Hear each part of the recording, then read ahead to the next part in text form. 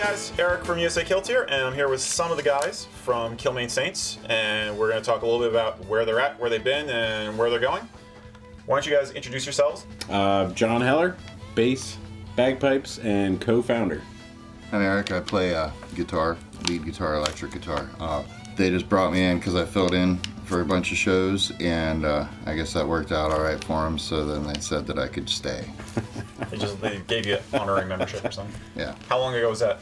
I officially joined at the beginning of this year. I'm Rich. I play banjo, mandolin, acoustic, bass, anything with strings pretty much. And bazooka, how do you say that? Bazoo? I don't play the bouzouki. That's the one I stay away from. So not anything with strings. Right. Almost anything with Called strings. me out on that. Okay. Just curious. These guys actually brought me in on a Craigslist ad. No way. Yep. Really? 4 years ago. That kind of dovetails with what I wanted to mention first, was that this is the 10th year the band has been in existence. 10-year anniversary, and this will mean different things to each of you, but John, 10 years,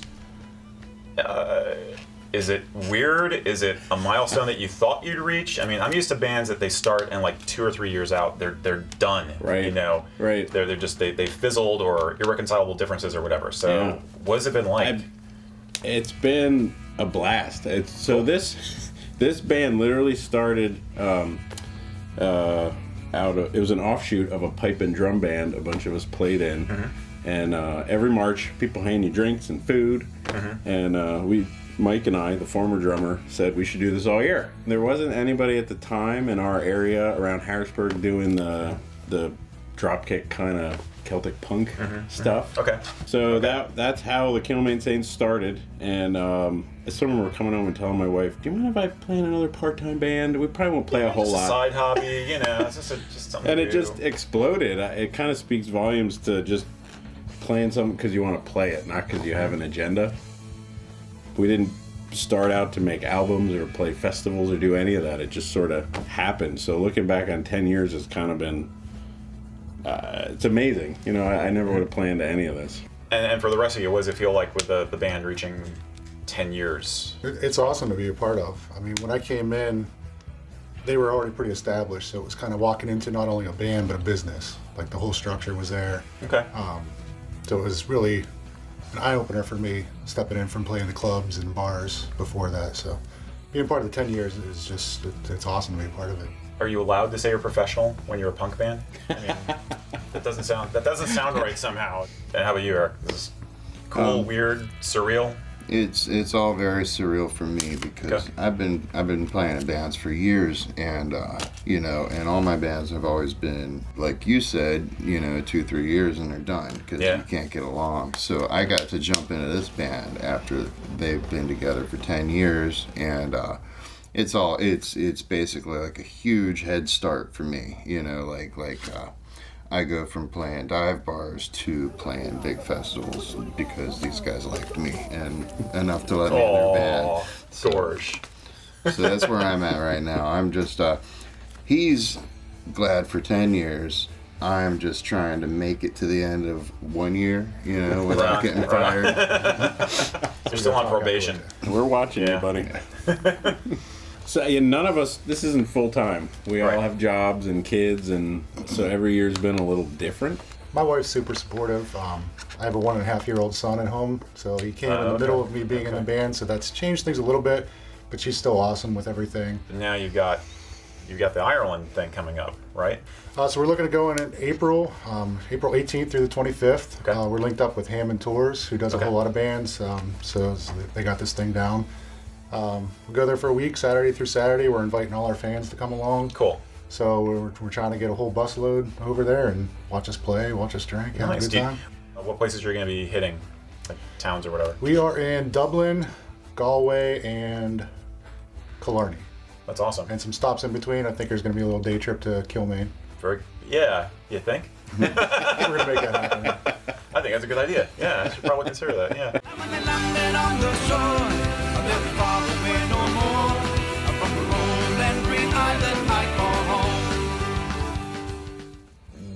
It's the Kilmaine Saints, not just Kilmaine Saints, or is it just Kilmaine Saints? Technically just Kilmaine Saints. That's what I thought. Okay. Right. Okay, so tell me about how'd you guys settle on the name? So it was no one's first choice, but it ranked high for everyone. So this is in the part where we thought we were just playing at bars, Gotcha. for fun, and somebody booked us before they heard us, and we were like, oh shoot, we need a name. So at the time, there was a guy, Steve Murphy. He's not in the band anymore. He played pipes and whistle and accordion. And he had some family from Kilmaine, and we had looked it up, and it was this tiny little town, but it still supported 4 pubs, and we thought, I would live there. That sounds like where we would be from. There you go. And there you go. That's it? So yeah. What do you feel is your most popular song or the most fun to play? It's Saints Are Up for me.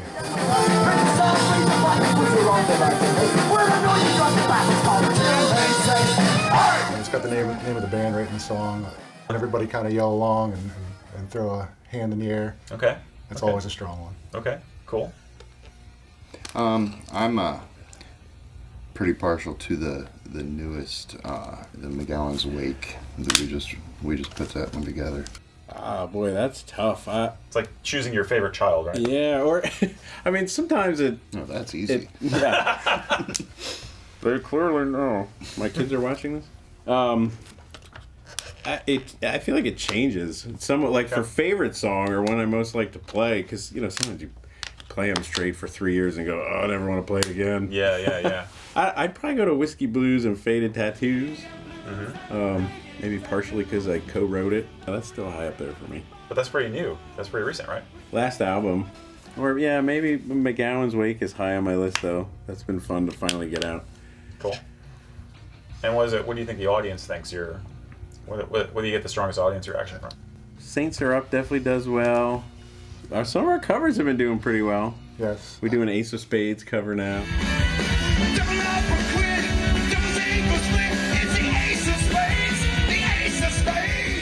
Some of the older songs, I can't address the new ones as nicely, but is there a historical interest in the band? Or, this is mostly at you because your track record, but is it because it's local? Is it because it's a local Irishman? Or is it... I mean, there's a definite draw to... It's cool to write Irish tunes, but, we've obviously all been born and grew up here. Mm-hmm. So when you can pull from that, there's a ton of Irish local tradition from people that came over that fought in Civil War and other things, or Paradise Square in New York City. So there's a ton of stuff to pull from. There's some crazy stories, Is that, do you think that's important? For me, at a personal level, I like that connection because you're going to your history and not just writing Irish songs just to be Irish.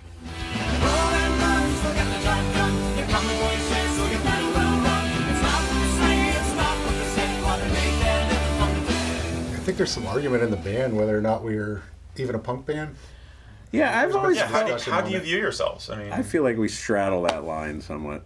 I see some of the influences. I came more from the punk background than the Irish background. So that's kind of what I brought in and where I come from. So I definitely vote for the punk aspect of things. Wow. But I do like the acoustic aspect and just adding all the different instruments to make it interesting. I'm the rock and roll guy. As long as I'm in the band, I'm gonna stand against any mellowing out folk banding. Cool. I don't like turning my guitar down. Right on. I've loved from the beginning so there were 8 of us when this started, and you're just a mix of people. Mm-hmm. And I've loved how that's all come together and gelled, or sometimes not even gelled, but in a good way. Okay. Because we were never just a straight up punk band. We were never just a rock band. We were never just a folk band. So you get a flavor of how everybody's writing and thinking. So we just try to do what we do and what people gravitate toward, whether it's the history stuff or whether it's the drinking and whiskey stuff. We throw it out there and people enjoy it, whether they're young or old. Yeah, I look down at the crowds and it's a very well-rounded mix. You go to one of these festivals and it's like you take a perfect sample from anywhere in the festival and just put them right in front of us, and that's who's there. That's great. You kids, old ladies, they're all there. You're reaching a whole community. Is it easier now than it was 10 years ago to get into the community and have an audience? When you think about Harrisburg, you don't really think about a huge music scene. Okay, Right, there isn't. Yeah. Okay. We had a hard time. Everybody wants cover bands. Okay. So we had a hard time getting a foothold, and then a hard time expanding because you're not starting in a big market. Gotcha. But once we got into more the festival and Celtic community, it's been overwhelming how supportive it is. I mean, even other bands, I never would have got that in the whole punk scene. You hold on to that, you don't share that. And it's been like that from day one. It's pretty cool. That's awesome. Yeah. So there's a kind of a brotherhood in the Celtic music scene. Yeah, for That's sure. cool. Given that we're talking about that, the scene seems to be going pretty well right now, and you guys have younger people in your audience, and there's some younger bands out there. There is definitely younger people getting into it. What would your advice be to the kids out there who want to start a band or want to get into this mess, get into this insanity? I think if the Saints have taught me anything, it's that if you can get into a space where you're in a band and playing just because you want to be doing it, do that, and a lot of stuff will fall into place. Obviously, get it talking how do you book and what's a good. But any other band I've been in before this, it was trying to make something happen, and it wasn't all just for the fun of doing it. Yeah. And that to me has been a world of difference with how this whole band has been approached, and the way it's so easy to get your music out there. I was gonna say it's easier now. Oh yeah, for sure. I mean, just social media has really changed everything. So yeah, Spotify. I mean, can we find you on Spotify easily? Would it just plug in the band name? Kilmaine Saints and Spotify. And awesome. Take you right to it. And you guys have a large Facebook presence, I think, right? Okay. How'd you decide to do the acoustic EP? Well, yeah, 2 summers ago, 3 summers ago, doesn't matter. We had a string of shows where the power kept going out, Nice. or like a thunderstorm rolled in and we couldn't play for a while, so we took some guitars up top and played some tunes for people while we were waiting it out. And at 5 or 6 in a row. And we never would have tried it otherwise, but it went well, and we played some versions of the songs and went, oh, we kind of dig this. Oh. Yeah, so People were really into it. Yeah, we were mulling it around for a while, and we just did our first acoustic show. I don't see us doing a ton of them, but it was a lot of fun to do, kind of stripped down, and yeah. Give me an example of something that was particularly funny or weird that happened to you guys on the road. We were in Missouri playing, and we were told before we even got on the stage that there's a guy out there in the crowd with a kilt on and nothing under it, and he's just sitting there with his legs apart, no. one of those, right in front of the stage. One of those low lawn chairs, so his knees are up in the air, and you could see it all.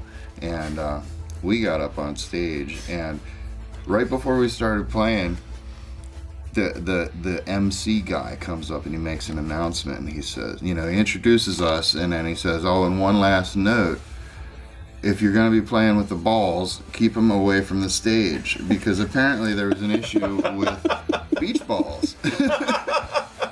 But we had just been warned about the kilt guy. I went over, and that was true. There it was. And then I spent the rest of the show kind of swinging back and forth. You can't not look. And yelling, balls, at Brandon or whoever. He did have a Kilmaine Saints shirt on. He did. Yeah. He did.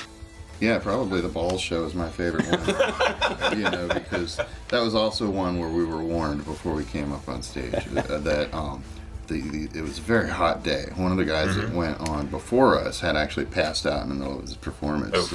So everybody was kind of, everybody was sweating, everybody was hot, and everybody was miserable. And we were told when we got on the stage, this crowd is really hard to work with. We cannot, nobody can make them get up, nobody can get them to do anything. But by the end of our set, we had them up. There you go. Moving. So I was particularly happy with that. All right. Well, I want to thank these guys for coming by. Thank you so much for taking the time. It's really awesome, and I'm looking forward to the next show. Thanks very much. Cheers. Cheers, guys. All right. Catch the Kilmaine Saints at a festival near you, and by all means, look for the acoustic EP and any and all footage coming from the Irish trip. I think it's going to be freaking awesome. There's still time to sign up if you want to go. Yeah, that'd be cool. And as I mentioned, their YouTube channel has great sampling of their music, Spotify especially. Check out Spotify. And, of course, go and give them a like and a follow on Facebook. All right. Thanks, guys. Take care. Thanks for watching our video, guys. If you liked it, be sure to give us a thumbs up. If you want to see more Celtic content from us, hit the subscribe button, and when the bell icon appears, hit the bell to be notified when we come out with new videos. Have a great day, and Slán Java.